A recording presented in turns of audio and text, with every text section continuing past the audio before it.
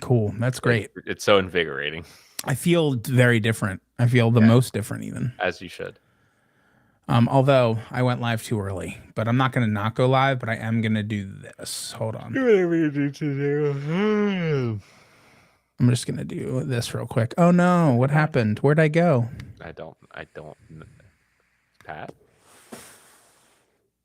Okay, it was funny. It was funny at first, but where did you go? I'm back. Oh, there he is. Okay. Whew.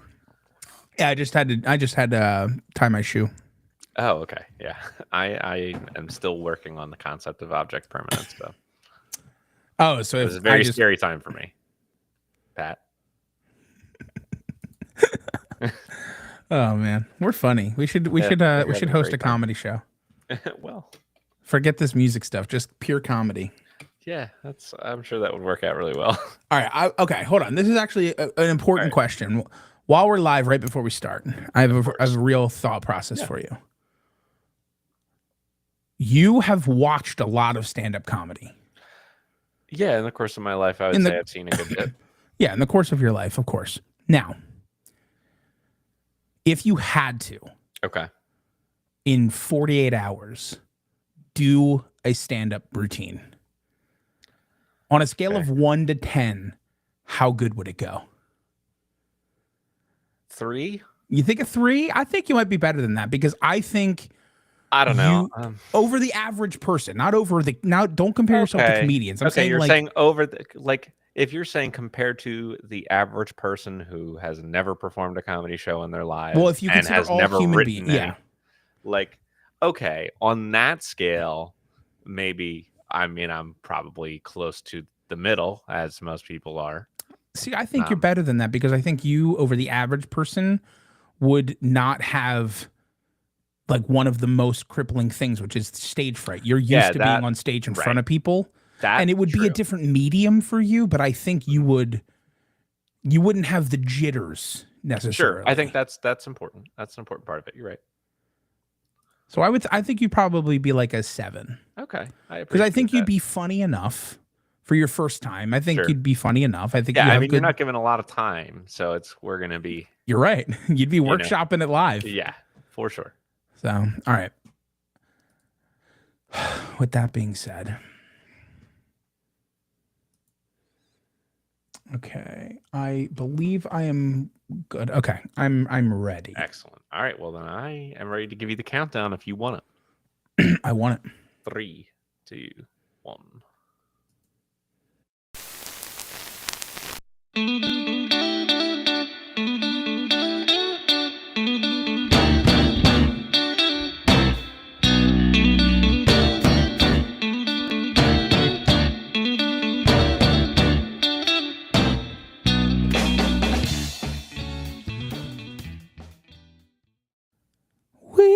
Totem Talks, the Totem Talks podcast. Okay, genuinely, I was sitting there thinking, "What the fuck is he singing?" Well, not that I eventually got there, because I'll say this: oftentimes you integrate, obviously, the name of the show into the line. But there's enough of the original line where I feel like I can get the song and make the connection. It wasn't there right away, so I was I lost. Very lost. That one was more off the cuff. Yeah, but I did get found by the end, and I'm with glad to hear it. I'm with you, and I'm ready to roll. All right. Well, with that, then I'll say welcome in, everybody, to another episode of Totem Talks. We are all the way on season 8, and we're on episode 11. As Totem Talks asks the age-old question, what's in a name? And the answer is not fucking much. I'll be honest. This is a naming podcast. Music. No, this is a podcast on. Oh, it's not. I was not going to say the right thing. Oh, shit. Rating people's names. I was going to say the study of words. It's something with an E. Etymology, right. I was going to say entomology, which I think is the study of bugs. Bugs, yeah. I think I was like, but I'm glad it was that close. I'm actually glad it was that close. Yeah, they're very similar thing, words and bugs. Very similar. And that I I often know what get they both words and are. bugs confused. Yeah, I oftentimes when I'm reading a book just throw it and scream because I think the page is crawling with bugs. And it typically is. Yeah. Aren't there book mites? That's a thing. Yeah, there are, and I really hope they don't find my house because they'll just, like, camp out. They could live here for generations. I mean, it's literally like libraries than you. You in fact do have a library in Yeah. your house. Exactly. And it's a very important room. Oh, speaking of libraries, Nick, Yes. we're not a word podcast. We're not a naming podcast. We are a music podcast. It's coming back to me now. Yeah, we are tasked with discovering the greatest musical artists of all time.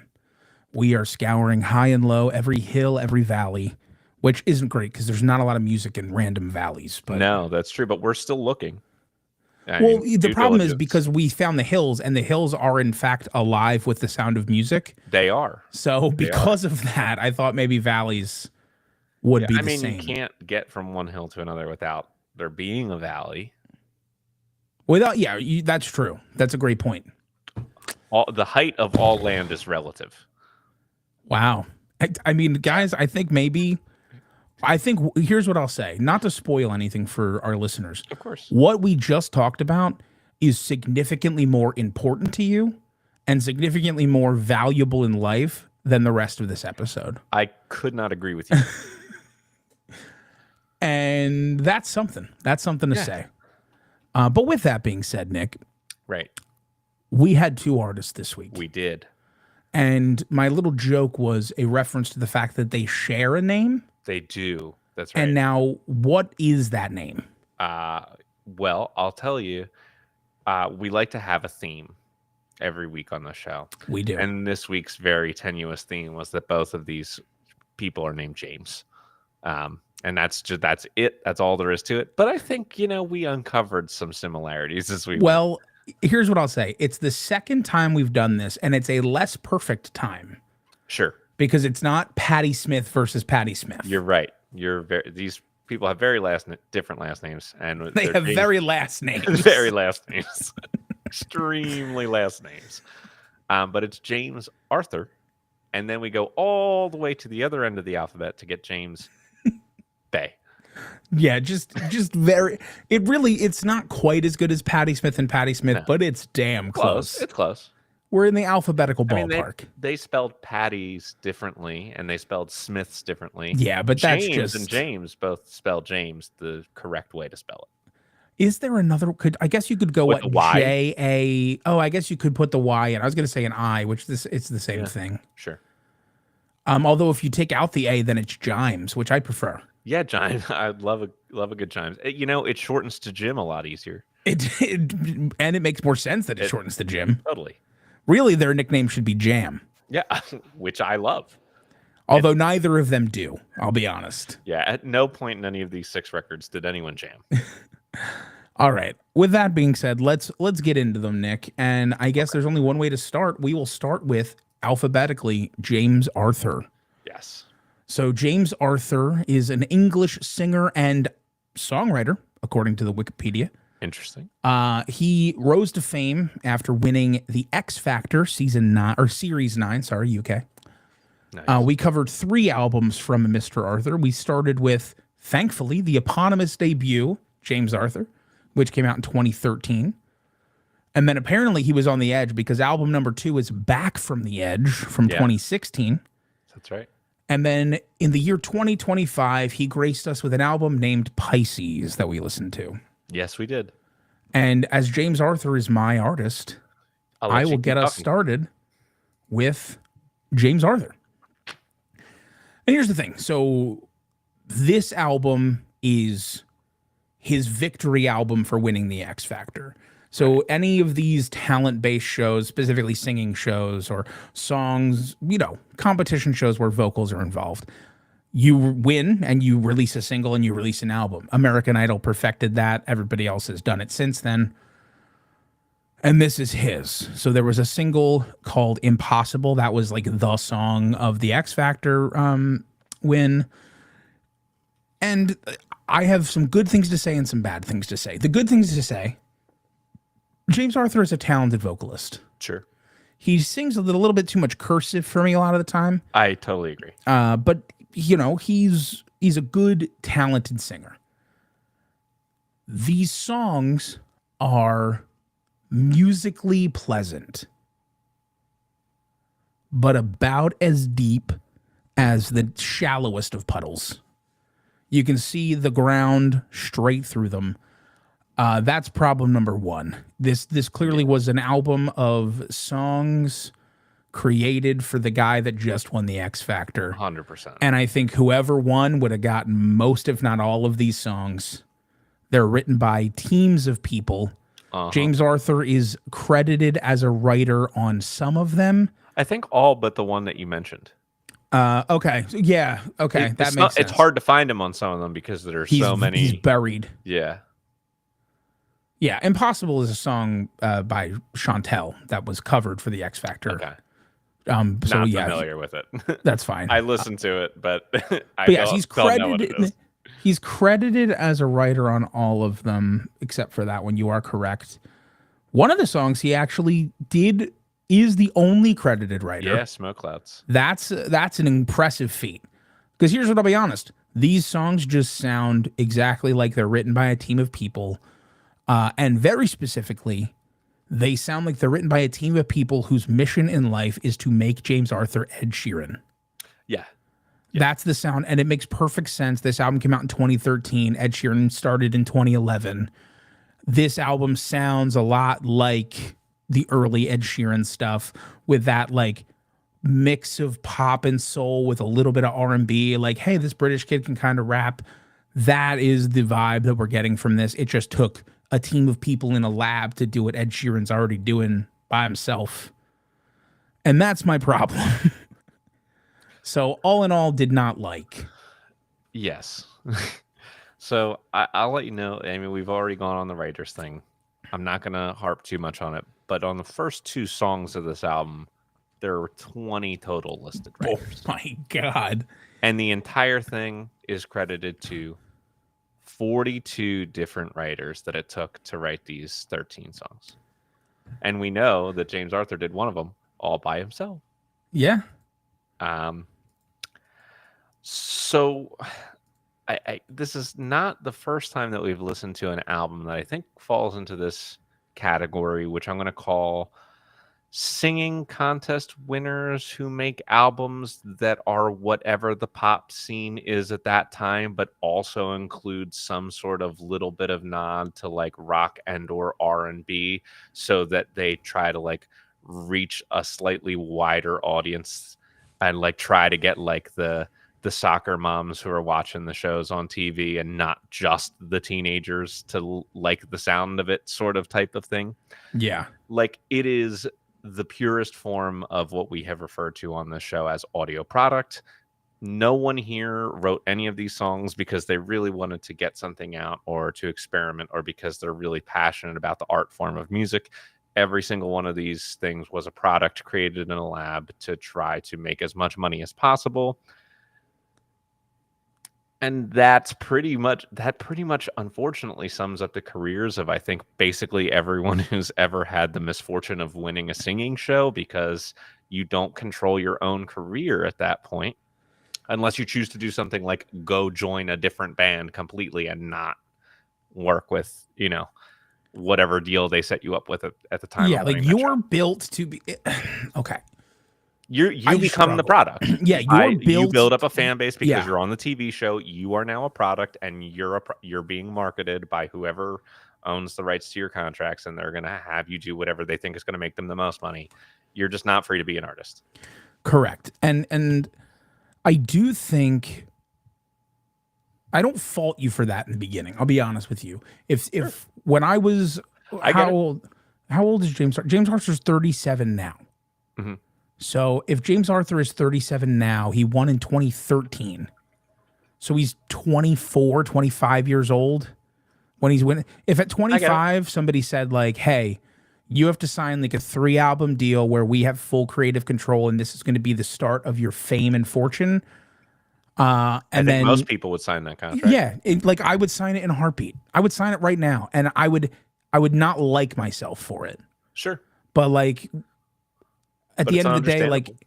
I'm yeah, not and blaming him for it. I'm just not gonna praise the yeah, music either. for sure. And it's just my moment of defense for this as a brand. Like Sure. just know that like even if I disparage the music, like I fully get it. Oh, And totally. I I would agree. absolutely do it. And I'm not faulting you for doing it. I just don't Nope. like it. Yep. I agree. And the only other thing I'll add to this, which goes into the second album as well, which is like at some point, and I did it in the opposite order. So I'm going through these albums back to back to back and back to back to back. And I'm starting to become very concerned that I'm going to become like diabetic, that all these songs are so saccharine that like it's gross. I have no capacity for like the directed at teenagers love songs that are just so over the top and gushy, and the music is just as soulless. No. But the upgrade and back from the edge is that there are only 14 people writing all these songs. So to go from 42 to 14, giving credit where credit is due, is a significant change. It's a Yeah, leap in the other direction. for sure. Um, this also has the one song by him that I recognized, Yes. which is, of course, Say You Won't Let Go. And the whole time that it was on, when I was listening to this album at work, all I could hear was every other 4-chord song using the 1 5 6 4 playing in my head in the background or in between his lines. You know which two specifically though? Like there's two really like I know what you're saying because it's a 4-chord song, so I totally Yeah. get that. But the two that really stick out to me are Man Who Can't Be Moved by the Script because it Okay. sounds very similar. Sure. And then I forget the name of the one by the Fray, but the I found God on the corner for Yeah, I that know this. one. I can't remember the name of that one, but yes, I know it. Both of those songs would you wouldn't even need to change a single thing to put them in here. Yeah. So Yeah. No, yeah, but not yeah, at I get exactly what you're saying. all. And again, it's like one of those like, okay, it's sonically pleasant. He's got a good voice, but nothing exhausts me mentally more than listening to this type of music. Like I just, it, I'm like a couple songs into the first album, and I'm already tired of it. So this album did not get the benefit of the doubt, unfortunately. Yeah. Um, and also, I don't know. I was listening to it as a person who's about to turn 33. I was just not in the time and place of my life where I was going to connect to any of the things that he was singing about in his songs. Like it's fine, but like And there's nothing about them like musically, compositionally that's interesting to me. There's nothing about them lyrically that's interesting to me. I don't relate, and the sound grates and irritates me. Um, you have gotten, Nick, to the real root, I think, of not only this album's problem, but the problem with this in general. And it's that when you and I listen to music, okay, I know you listen for different reasons. sure, Okay. So you listen for the chord changes, the progressions, the music. the You listen to orchestration of lyrics, it, but yeah, you I like mostly listen to mhm. the arrangement. That is That's how you more, yeah, vibe. right, And when I listen to music, I want to be told a story. sure, I want to hear a song and I want to relate to the artist writing it. yeah, And if I can also relate it to myself, that is awesome. But like the A for me is, can I hear the story you're telling? Like a good example of a song where I enjoy it for two reasons. One, because it's a pump up song, but Saturday Night's All Right for Fighting by Elton John. Now, Elton John doesn't write that song. sure, Okay. Elton John famously doesn't write his lyrics, right, but I am being told a story, a definitive story about somebody, and I enjoy that. hmm And the song's an absolute bop because Elton it is, John wrote the piano for it. So big plus. yeah, But that's a good example. I just think of like, I want to be told a story. And if I can relate to the story, even better.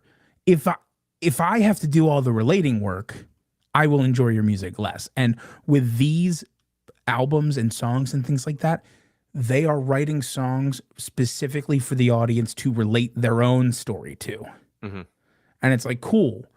well, I'll just write music for that. Yeah. I Well, like, and because that's where I come from a different place. what is the demographic? This we've discussed that all this is just a product. This is just a, a capitalistic scheme. There's not really an artistic intention here. What is the demographic that it is most beneficial to sell this music to?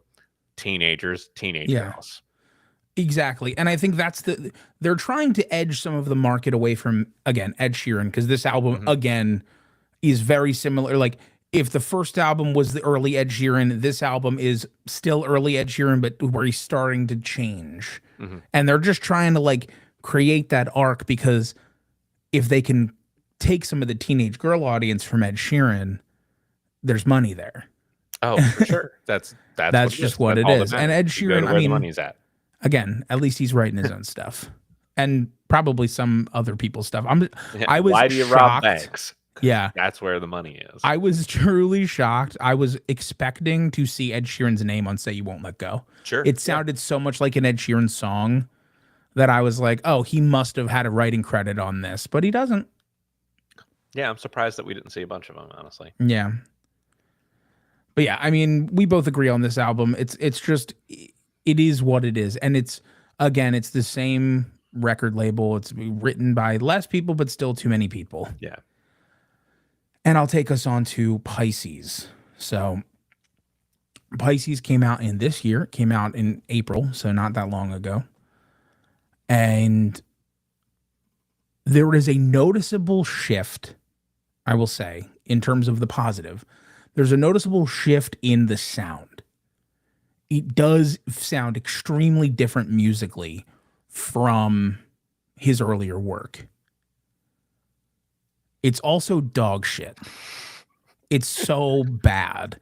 It's become, this album is quantified as a pop rock album. Right.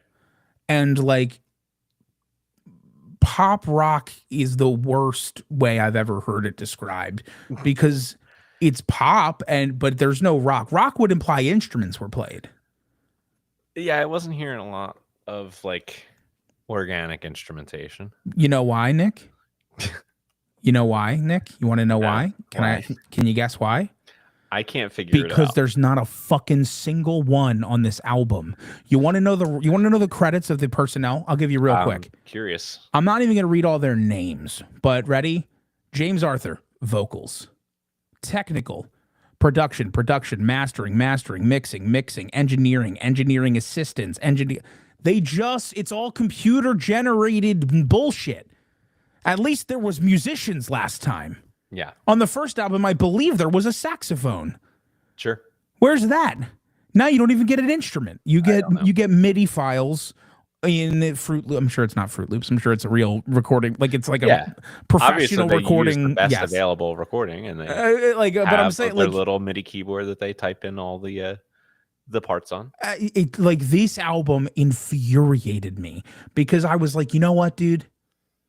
I can respect early on you sign a multi-record deal to get famous from X Factor. I fully respect that. We just talked about how much I respect that, and I would do it. If somebody told me you're going to release 3 albums over the next 3 years that are going to be the worst music you've ever played, but it will make you famous, and then you can become famous and have that fame and have the money that comes with it, and have that comfort that comes with it, and then also be able to dive into your artistic space once that contract's up. And even if you don't make nearly as much money or any money, you created a platform for yourself to release your own art to the world. And I respect the shit out of it. And this guy didn't do it, because it's the same producer from the second album who was producing and writing a number of tracks on that album, Steve Solomon, who's the main producer on this album. Yeah. And it literally says all tracks are written by James Arthur, with its co-writers noted. And the co-writers are Steve Solomon for almost every track, including a track, Gucci Interlude. Sense. Gucci Interlude. That was the worst song. That's the one Steve Solomon wrote by himself. Well, okay. Well, kudos to you, James Arthur, for having nothing to do with the writing of that song. So that was the dumbest thing I've ever heard. Yeah, that's just where I was. I'd reached my my limit because I'm not even kidding you. I wouldn't say I had high hopes for this album, but I had fully put in my head Okay, I see. the headcanon of like he's gonna write a few out, like he's gonna write some albums with the or write some out. He's gonna have some albums come out based on his contract, and then he's gonna break free of it Right. and release music. And we've had musical people who were on American Idol, people who were on those singing shows who have done that. And it's been good. It's been good music because they're musicians at heart. Anyway, Well, yeah. I mean, you have to be skilled at what you do to win. I will let you talk now because I Okay. will go I on don't have a forever. lot of notes here. I will contradict you in one spot because there was one song on this record, because it's one of the only notes I actually took, called Okay. Yeah, No. And that was a genuine change up and actually kind of like a rock song. Okay. That was the one Yeah. song on this album that did actually like It was sound still like a rock computerized song. music, but it did better. The rest of this might as well have been a white noise machine. I was on my third straight album of James Arthur, and I wanted to just pick up my computer and throw it across the room and like burn down my office. This was not a good time to be me. Sure. And like when I have 3 straight albums, what I'm hoping for at work when this is the situation is that I have a lot of grading to do or something so that I can be distracted during that time and feel like I'm hitting on these albums and I'm like, all right, my grade bin is empty. I've taken care of everything. Let's see. Have I sent out every email I needed? Okay. Yeah. All right. Like I'm really on top of my stuff this week. What am I going to do? What am I going to do? I can't read to this because there's lyrics and I'll be distracted. Basically I just had a terrible time. Yeah. And this was not good. I just wanted it to end. The whole time, all I could think of is, when will this be over? It's actually so funny to me that an album that was only 39 minutes long could feel Hours. significantly longer than like a couple of those Fela Kuti albums we listened to Yeah. last time. Like, Totally. it's crazy to me. All right. So I'll give you a couple facts about Mr. Arthur. Yeah, would you? So the unique thing, obviously, we've been talking about how we're struggling to find some things that are unique about him, but something that really stuck out to me. So for his audition for the X Factor, his parents were there. He also has 4 sisters and a brother. So a lot of kids, big family. Everybody was there at the audition. His parents had barely spoken to each other for 22 years before they all showed up at that audition. Which means James Arthur would have been, what, 3? Because we said he was 25 when he was on that show. Right. So like from when he was 3 years old all the way there, and but then they decided to present like this familial reunion and like family front to support him. Okay, right. I thought that was really unique because it was a very interesting thing, but also like kind of a lie, which is kind of all this dude has been musically for us, is like kind of a lie. So it all just kind of thematically worked. All right, going on a highlight, it's got to be Say You Won't Let Go. It's technically not his first number one. I believe his first number one was Impossible. But Say You Won't Let Go was the first song that was his. It wasn't a cover. Yeah, that was the one that I knew. Yeah, it's the most famous song. It really put him on the international map. It was the first ever X Factor release. Something just fell in my room. I don't know what that was. That's okay. It was it was the first X Factor song to sell over 1 million in sales. So it put him on the map situation. Moving on to a lower light. Okay. Varying credibility here, except he has mentioned it, but there's no real specifics, but he has mentioned his struggles with anxiety and depression as well as drugs. So he has talked about that. He mentioned it in 2016. But in 2016, to talk about his nice thing, he had become an ambassador for the UK mental health charity SANE. So it's good that he turned his weakness into a strength, his darkness into a light. That I'm always big plus there.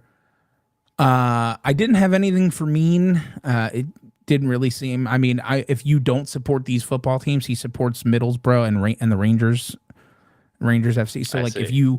if you aren't a fan of them, maybe that's a mean thing he's done to you specifically. Could be. I Could know be. that if I was, If you're a fan of a yeah, rival like club. I know if somebody was a Cowboys fan, I would be affronted. So it's why I'll Absolutely. never shake Post Malone's hand. Luckily, no musicians are No, Cowboys none at fans. all. No, too many. Too many. None that I know of. Anyway, all that being said, I mean, 6 Degrees is the only thing left. I took the low hanging fruit. I'll be honest with you. We already fine. covered an artist or a musical group that was on the X Factor that actually formed on the X Factor, and it's One Direction. Oh, so you're right. So An apt comparison. couldn't agree more. And that is James Arthur. And you know what? For the sake of time, you want to just go right ahead and start talking Yeah, about let's James do Bay? it. I don't think. Don't worry, I have it pulled up.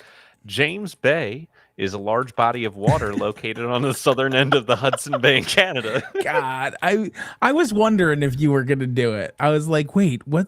He was very quick. Yeah. No, for a while, I was just reading about the James Bay in Canada. It seemed way more interesting. I love that you did that, though. I'm sorry. James Bay is an English. Weird. How did this happen? Singer, songwriter, and guitarist. He was born on September 4th in 1990. His full name is James Michael Bay, I should say. I mean, he should have just gone by Michael Bay. Yeah, he could have. No one else is No. using that. And look, we covered 3 of his 4 albums. We covered his 2015 debut, Chaos and the Calm, his 2018 follow-up, Electric Light, and his most recent album, 2024's Changes All the Time. And since James Bay is my artist, I will begin. And the first thing I think you'll notice is that his voice is a little bit more of an acquired taste than James Arthur's. It has times where it works for me, and then moments when it doesn't. I think he has the vocal talent, but there are times when he approaches things that are kind of weird, and I don't love how his voice sounds always. And mostly this is like that same kind of catchy and sonically pleasing 3-minute pop tunes, but instead of being like pop R&B-ish leaning, they're more like pop singer-songwriter folk leaning in their mixture.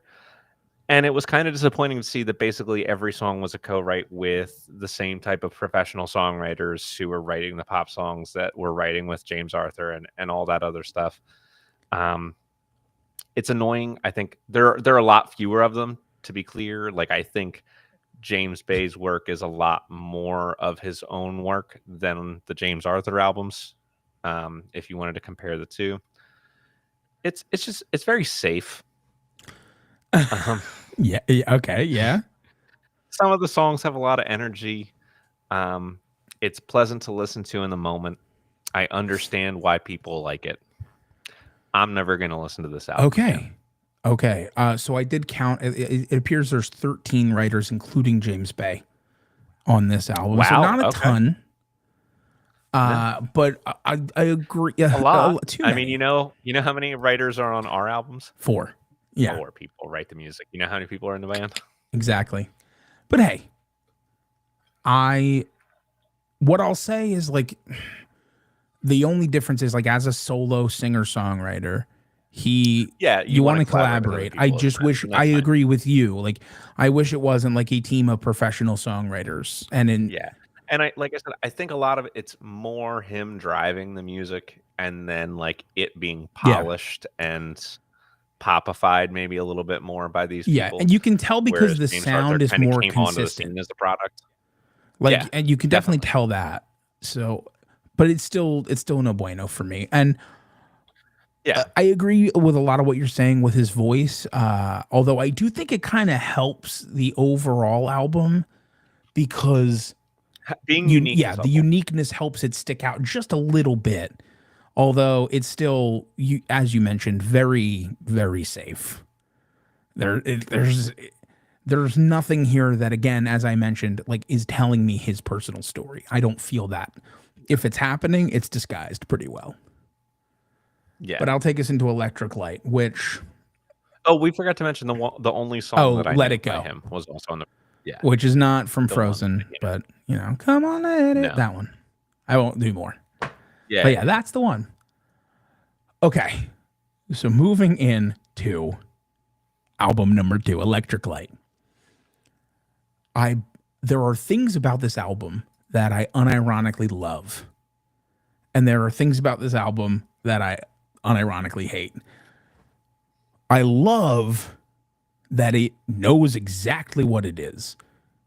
You do not have to question what this album is, because right away you get that this is a breakup album. This is an album from a hurt man. And I will say the writers on this album, there is now 3. 4. It's mostly James Bay co-writing everything with Jonathan Green, and occasionally somebody else's name pops in, but very, very much it is James Bay and one other person for most of these songs. It seems like this is James Bay writing a breakup album and getting some people to polish it a little bit with him, which seems to be his MO. I love all that. I do. Like, it's for the first time in now 5 albums, somebody's telling me a story. And I love that. However, they really are right on the nose with it. I mean, there is no, like I mentioned, you're definitely going to know this is a breakup album, and it's because it might as well be called Breakup Album, and every song should be called She Broke Up With Me. Like, he's so fucking just heavy-handed in every aspect of it. Like, if it was a breakup song and it was that heavy-handed, I'd be like, okay. But this is like a 48-minute long album where every song is about how much this girl broke up with him and how upset he is. Like, dude, we get it. We get it. I'm so sorry that happened to you. Yes. But at least it's sonically different. Sure. Yeah. I'll start by saying, of the 5 albums that we've gone through so far, if you made me choose which one to listen to again, I would probably pick this one. There are problems with it. I didn't love the skits. I wasn't a fan of the skits. Yeah, that's part of what made it really fucking cheesy. On the nose, man. It was like, it was cheese city in here. I mean, it was like, lyrically, it was not for me. In terms of the music, I think you definitely have that difference, whereas before it was pop that leaned into the singer-songwriteriness of James Bay. Now it's a little bit more pop rocky adjacent. Once in a while that even works on a song. Like the song Pink Lemonade sounded sort of like a Strokes tune. Like I could hear that. Like it took some influence from that. So there were times I'm like, oh, does this guy think Lucas or Ed Sheeran? Like, who are we trying to be? Or like the poppiest version of Sam Smith. Like, I'm hearing all of the super poppy influences, but then once in a while there's like, oh wait, hold on, is there like a real rock artist in here somewhere in his persona? It is so funny you said Ed Sheeran, because I had written James Bay and Ed Sheeran as like a comp in my head. Yeah. Because I listened to him first. But then when I listened to James Arthur, I was like, he's not James. He's not Ed Sheeran. This guy's Ed Sheeran. I know. But the one I'll point, like, there were moments. Like I said, there was a song that sounds sort of like a Stroke song. There was a song called I Found You, which had like a slow build as the unique intro, and then it kind of gets into a funkier 6/8 groove. And I'm all for that. Vary things up a little bit, do something different. I still wouldn't put this on. I'm never going to seek out any of these albums again. But again, like, it was the least bad of them so far, I think, despite having some pretty bad moments. One funny little factoid. While you're going to take us into changes all the time. Mm-hmm. One funny thing about this. So in the critical reception of the wiki page, right, for Electric Light, and I just think, like, maybe if you're a wiki editor, think about this a little more. Okay. it's basing the Metacritic score, and it's like it has an average score of 71. That's not terrible. No, it's based really on good for Metacritic. Based on 13 ratings. Are those It's 13 like critic ratings or 13 like fan that's ratings? the question, right? Are these critics? Because then it's like 13 makes sense. But if you're telling me only 13 people voted for this, and because Metacritic, I believe, is like people vote on it. It's almost like the Rotten Tomatoes ish, right? Is what I was. Yeah. So like, I feel like maybe just don't have the number. Sure. Just don't have the number. Just rating is 71. That's cool. That's fair. All right, changes all the time. So, again, just like James Arthur, at this point, it's crucial to your understanding of my evaluation of this album that I listened to it all three directly in a row. And by the time I'm even starting this album, you're in a rough spot. Very tired. Yeah, you're in a rough position here. We're back to another hodgepodge of co-writers. And interestingly enough, just like on the first album when there were a lot more different co-writers, I think this one kind of moved back to the singer-songwriter space instead of all the different spaces he was at in the second album. And the other positive thing I think I can say about it at this point is I think mostly on this album I've at least acquired that taste for his vocals. Sure. I mentioned it the first album, like the first thing I noticed was his voice is kind of an acquired taste. Okay, I think I like him as a singer. And you know, when you team him up with some people, he even writes pop songs that are decent enough to make it onto the charts, and that I'm sure a lot of people really like. Yeah. But like this would be I'm trying to come up with the equivalent. Okay. If me trying to get through this third album is if I gave you like 5 of the longest live Fish albums and said, Pat, please listen to all of these in a row. Okay. It will take, you'll have to be awake for like 2 days in a row to get through all of them. They're like 8-hour albums. How would you feel on like 3 p.m. on day 2? That's how I felt when I was listening to this album. Okay. Yeah, that's rough. That's a rough mental space to be in. I don't want to be there. I mean, like James Arthur would have been way worse. I want to make it clear James Bay was less offensive to me than James Arthur. Yeah. But neither one of them was doing anything that I could listen to for 3 straight albums without going a little crazy. Sure. You know what? I fully respect that. I will say that my leanings towards this album are very similar. Okay. With the exception of his voice was starting to grate on me by this point. And I think it's because there was a very specific thing that happened on this album that hadn't happened yet. He collaborated with better singers. He was collaborating with people like the Lumineers and Noah Kahan. Yes, that's true. Not 6 Degrees. Though Noah Kahan is very good and also has that similar voice, but is better at it. And also writes all his own songs, I believe. That helps. Writes like the majority, the lion's share of his songs. I have no idea. I don't even know what his voice sounded like, and I listened to him sing on that album. That's fair. But just big miss for me in that fact.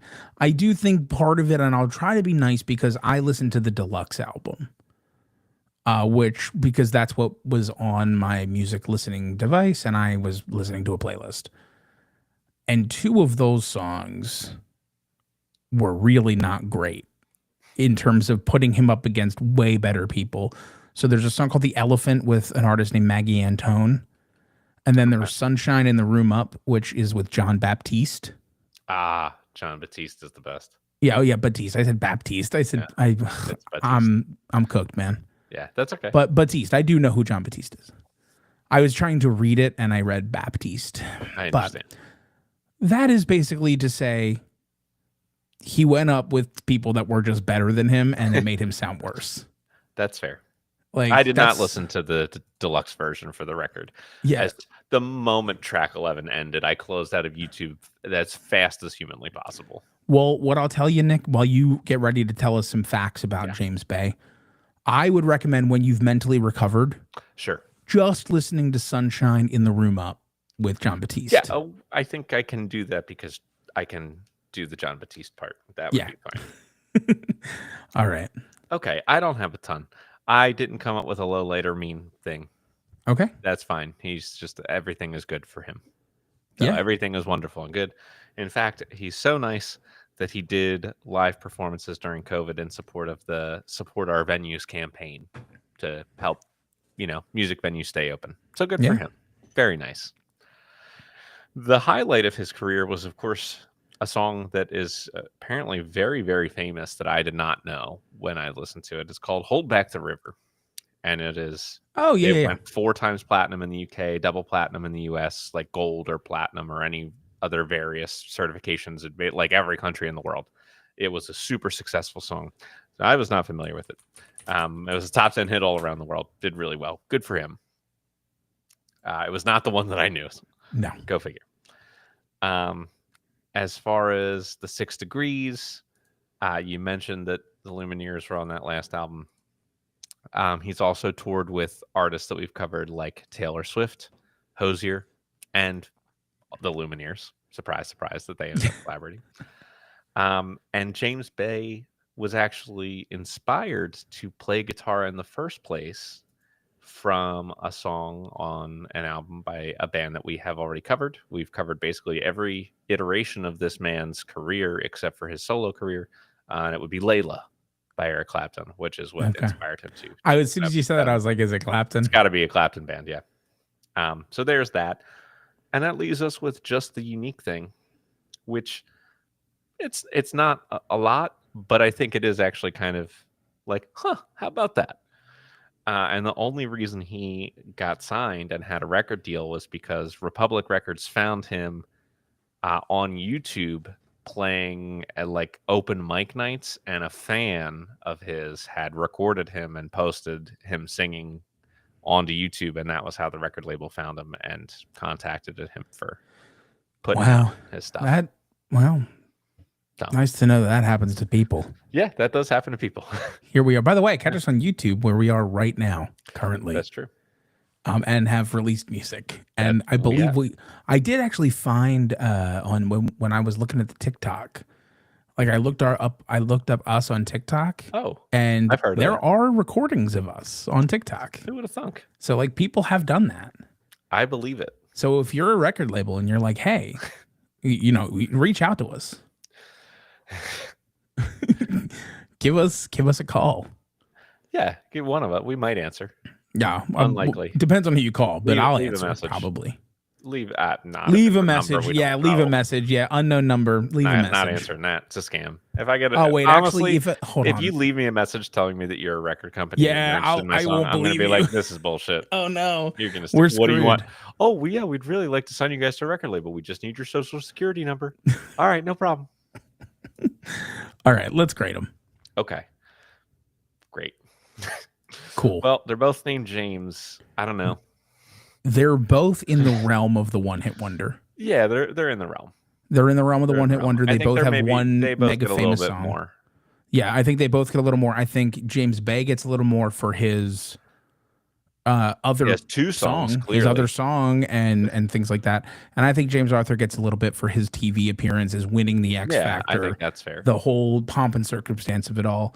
Let's just give them both 1.4s. Wow, I was going to give a 1.6. Let's give them 1.5s. I love it. All right, breadth of work. James Arthur, how many albums did he have? Six for James Arthur. Right on. All right, good for him. I'm assuming he has enough that we're definitely not taking. Yeah, I mean, I'm looking at sales stuff. I don't see anything. Let's see. Yeah, I mean, I see some platinums and some gold, mostly in Britain though, so the numbers aren't crazy. So I would maybe not give him a ton. That's fine. I'm going to give him a 5.2 to start. But here's the thing about that. Go ahead. I think he's going to lose it. Yeah, he's going to lose a couple. Yeah. I'm just trying to think about how much I want to take away.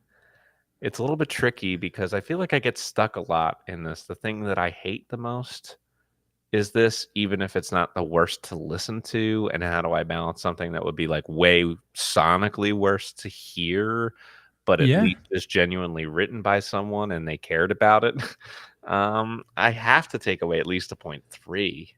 It's either a 0.3 or a 0.4. Yeah. I understand. How about this? Let's I'm do gonna say, this. go ahead. Let's make it easy. I will take away whichever one you don't. So let's just take away Take point away 7 and 0.7. move on. Done. I love it. I love it. We don't like to be mean here, No, guys. we don't. And I want to be clear. I've said it, or I'm just going to say it one more time. Nothing to do with the person. Seems like a Nope. nice enough guy. I disagree with the art. Yeah, exactly. Just like we can separate the art from the artist when it's a piece of shit person, we can Totally. separate the art from the artist when it's piece of shit art. Yeah. James Bay is starting at a 3.4 because of his 4 albums. I think just that Hold Back the River single has enough sales to keep him steady at least. Yeah. So, I mean, I don't think he's being negatively affected here No, let's keep him for there. sales.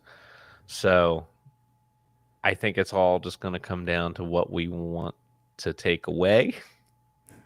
And it wasn't as bad, so I'm only going to take away 0.2. And I'm actually only going to take away a 0.1. As much as it was really on the nose, I didn't hate the message of the second album, and he was clearly more involved in the process throughout, and I respect that a little more. Sure. So, and the music was similar. Yeah. But he didn't have a dog shit album like Pisces. No, Pisces was so bad. It was bad. All right. Now, here's another thing where I think we're going to have to do some balancing. I think we'd both agree that James Arthur is a better vocalist. Correct. I think we'd both agree that James Bay is a better instrumentalist. Correct. Because he is one. Because he is one. I think James Arthur played like a guitar part on a track or two at some point on one of his albums. But like James Bay is the guitarist on his albums, and that has to count for something against. Yeah. I mean, there was nothing musically on any of these 6 albums that was like, that's above average. It was all pretty basic stock music. Yeah, for sure. So I'm not really going to be moved too far from a 5 in either direction for either one of these artists. No. And I think here's the thing. I think we should just this is the chance to be polite. Okay, good. I think we're going to, let's give James Arthur a 5. I love it. Because he doesn't really contribute anything other than vocals, and the music doesn't give him a chance to really shine, but he's a talented vocalist. Yes, he is. Right on the average. And I think we give James Bay a 5.2. Okay. To indicate that the vocals are worse, but he plays another instrument that puts him above the average. I allow it. Songwriting. Big brain. Songwriting sucks for both. This is not going to be great. Yeah. This is not going to be great. But I have to give James Bay the credit of having way, way, way less co-writers and seemingly way more artistic control over the direction of his music. He did not have 2 so I looked at a couple of the other James Arthur albums. He has 2 albums that have more than 40 people who have contributed to this track listing. That's a wild statistic. Like his score has to be really low because it's not like the songs are even good. I have a pretty strong suspicion that I won't have 40 co-writers on my songs before I die. I would right now I have being very generous with what I would consider a co-writer on music. I would say I have 5. Sure. Yeah. And that's being very generous. It's probably only 3. Fair. So I would feel like 1 is a stretch. Yeah, 1 is a stretch for sure. So it's going to be under 1 then. Okay. Yeah. But I don't think it has, like, he at least is credited on all the songs, so I'm not giving him a 0.1 either. I can give him like a 0.8. I was thinking a 0.8, so I think that's perfect. Beautiful. James Bay, I think he's starting from a 3.4, right? Mm-hmm. 3.4 is what we consider average. Yeah. Right, exactly. He's losing some of that for a number of co-writers. He's losing some of that for it just being kind of boring and safe. But I think he still probably lands somewhere in the 2s. Yeah, well, I think we just give him a 2.4. We take away a point for the bullshit. But the music is not bad. It's not good, but it's not bad. It's grating, but it's not bad. Right. And then we get to the poetic talent. and I don't I don't know the breakdown of how the co-writing works with the entire small nation of people I who don't think it wrote James matters. Arthur's song. Okay. Even if James I was Arthur gonna say he wrote might every one have of those had songs, more of the lyrical input. They're not good. None they're of the not. lyrics we heard today were good. No, James Arthur, though, in particular, the music was so empty. I didn't hear a Yeah, story. I didn't there's hear nothing there. anything I could relate somebody to. It was like I just had to put my own experiences in it. And it's like that should only be part of a song, not the only song. It's like if you made a pie, but the only thing you put in the pie was crust. You were like, you've put your own filling in the pie. And it's like, but I want to I would have experience what bought a somebody pie else crust. made. Yeah. Like what the anyway. So are we looking under one again here? Or Yeah, we're under one here for sure. Lack of contribution, I think, is really unfortunate because he's got a chance to be the worst of the season with this. Because I think he yeah, gets a 0.4. I'm fine with that. I think And it's real bad. And he doesn't contribute to a lot of it. James Bay, similar but different. I think he gets more credit for more contributions. I still think it's probably his worst score of the day. It's going to be worse than his songwriting. Yeah, because he starts from a 3.4. Yeah. And Okay. that's coming down.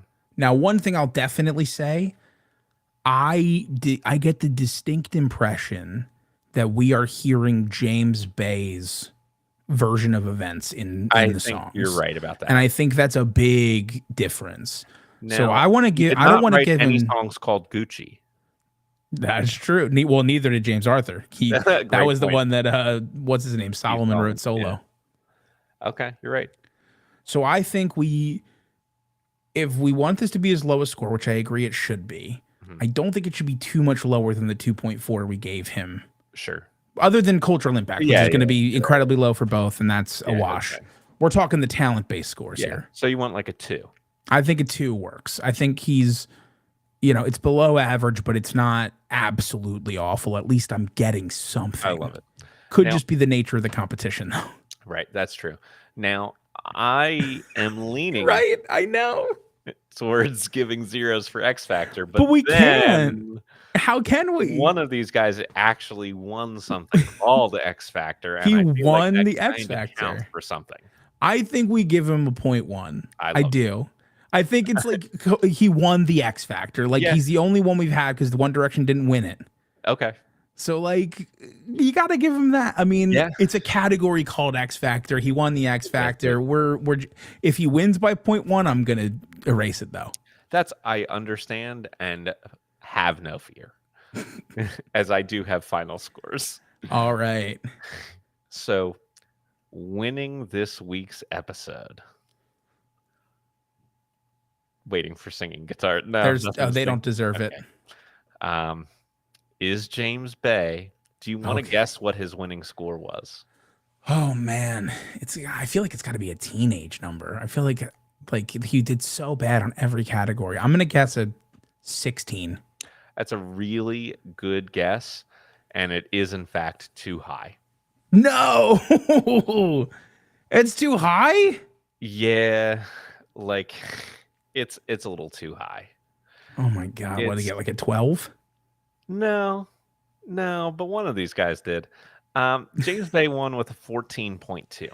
That might be the lowest winning score we've ever had. It's got to be up there. And James Arthur lost with a 12.3. So that's crazy bad. It wasn't good. That's so rough. Okay, you know what? Congratulations for the win, James Bay. Yeah. Yeah, sure. I'm sure it was great for him. Yeah, congratulations for the win. We will mail you your trophy if you request it. That's right. Only upon request. Only upon request. We're not going to waste the very valuable materials. I'm like scrolling the spreadsheet right now, and I am not. I went back to season 6, and I found another winner that scored 14.8. Wow. But wait, who was that? How bad was that episode? The people versus small pools. Yes. Which, ironically, Nick, is the first time we did the joke that you made about the Bay when I read about small pools. Yes, you did. Yeah, I'm gonna be honest with you. That's our joke for when the music is shit. It's bad. I don't think I'm gonna go all the way back. Yeah, okay. So we have our seasons spread up, so there's 4 seasons at a time on each page of the spreadsheet. Nowhere between seasons 5 and 8 was there anyone who won with a score as low as this. So maybe in the first 4 seasons it happened, but it didn't Yeah, I happen don't think so recently. though. I don't think so though. That's crazy. Yeah. Well, congratulations to James Record-setting Bay. day. Yeah, I mean, which honestly makes me feel a little better because like at least something unique happened. You're absolutely right. But as I did warn everybody in the beginning of this episode, this all sucked in comparison to the just ridiculous conversation we opened the episode with. Agreed. And you know what? It's So- worse because we had like arguably our 2 best weeks of the season in the last 2 weeks. Yeah, you know, well, And then this was like a hard crash back to earth. you're due for a crash out. And honestly, maybe that's why we're being so hard on them, right? Maybe that's part of it. It could very well be. But honestly, I have no idea what to even think for next week because I've never heard any songs that, to my knowledge, by either one of these bands. Well, that's impressive. I just know that they're all crazy people. Like these bands are defined, their band names are defined by the fact that they're all just crazy people. I don't know how to say it any better than that. Oh, I don't think you Figure out can, Nick. over the course of the next time that it takes for us to record the next episode, what that means to you. Make your guesses as to which artists you think we'll cover. Write them down, put them in a bottle, and throw it in the ocean. Throw it into James Bay. Okay, I want to be very clear. Throw it into James Bay, the Bay. We are not advocating you to throw bottles at James Bay, the artist. But if you threw it so hard that it went physically into him, I'll allow it. Okay, I want to be I clear. won't allow it. I want to be clear. Nick's opinions are not the opinions of Totem Talks International Incorporated Limited. It's not my actual opinion, but wouldn't it be amazing? I mean, it would be ridiculous. Like, it would be to ridiculous. clear, I don't want him to be injured. I just want like the molecules. Oh, to I go didn't think you wanted him to be through injured. each You wanted other. it to be like how the And- Flash phases through objects. Correct. I'm with you. All right. With that being said, again, we ended the conversation way more interestingly and intriguingly to the brain and more valuable to your life than the entire middle. Yeah. And just to be clear on that, but Just to be clear. I want you to be even more clear that I'm telling you to have a great day. And fuck Jerry Lee Lewis. And fuck Jerry Lee Lewis. And let Little Richard watch. It is important. It is important. I want to just keep building on that when we find a really unique Someone else case who's that like would a- fit that sentence. A real sex pest. Well, no, like we just got to find some other thing, like fuck Jerry Lee Lewis and let Little Richard watch, and then like something else, like while someone does this. Yeah. Like we just got to find another someone who's done a weird thing. I'm in favor of that. All right. Okay. Oh, more British people for next. Yeah. Oh, you know what's interesting? I feel like we've covered a lot of British artists, right? We've covered a lot of English folk. We've covered several Scot artists. We've definitely had some Irish folks. Next week, one of our bands is Welsh. Hey. I wonder if they're going to sing in nonsense. Oh my. I mean, if only if they're like naming cities in Wales. So If you had a song of lyrics that were just the names of cities in Wales, I would think you were possessed by the devil. I would agree. Oh, no. Oh, God. I just need you to know that I just started looking at that Welsh band, and their first album is 73 minutes long. And their second album is 63 minutes long. And their last album is 41 minutes long. All right. I am a little upset with you for that, but it's okay. Like, we had to do it at some point. I know. I don't love that. Let's hope that the other band looks like album is shorter, but not clear, not listed on wiki page. Middle album 47 minutes, pushing it, and last album also doesn't say, not listed, tracks not even listed with how long they are. Cool. Yikes. That's fun. That'll be a great experience. It sure could be. All right. Well, okay. With that being said, let's roll. Live your life. 7:10. That was what you wanted. Let's get That was perfect. Perfect. All right. I'll talk to you later, buddy. Adios. And adios to all you as well. Thanks for listening. Thanks for watching, tuning in, all that fun stuff.